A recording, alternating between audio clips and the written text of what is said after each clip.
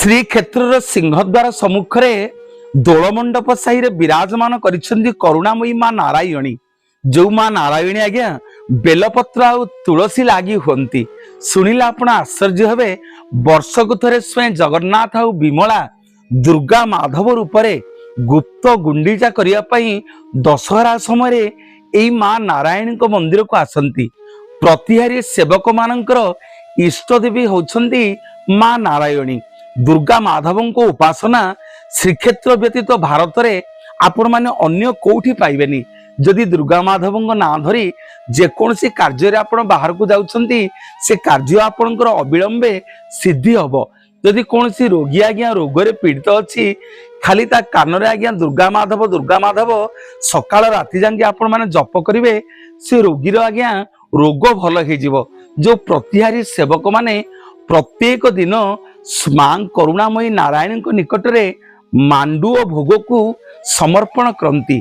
ए कृपामयी मां नारायण को निकटरे कुनी कुनी झील माने आज्ञा विभिन्न प्रकार अलंकार पिंधि मां को निकटरे समस्ते कामना करती। मां मत गोटे भल बरटीए मिलू।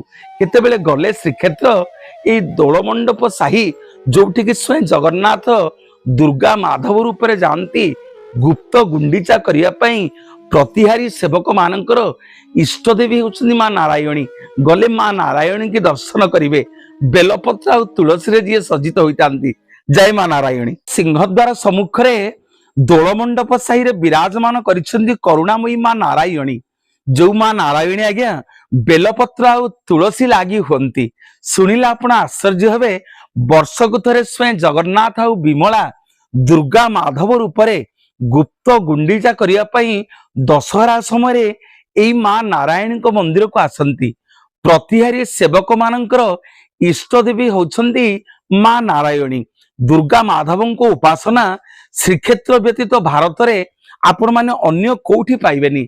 जदि दुर्गा माधवों ना धरी जेकोसी कार्य आपण बाहर को जाउछंती से कार्य आपणकर अविलंबे सिद्धि हबो। जदि कोनसी रोगी आज्ञा रोगरे पीड़ित अछि खाली ता कानरे आज्ञा दुर्गा माधव सकाळ राति जांगे आपण माने जप करिवे से रोगीर आज्ञा रोग भल हे जिवो। जो प्रतिहारी सेवक माने प्रत्येक दिन मां करुणामयी नारायण को निकटरे मांडू और भोग को समर्पण करती। ए कृपामयी मां नारायण को निकटरे कुनी कुनी झील माने आज्ञा विभिन्न प्रकार अलंकार पिंधि मां को निकटरे समस्ते कामना करती। मां मत गोटे भल बरटीए मिलू। केतेबेले गले श्रीक्षेत्र ए दोलमंडप साही जो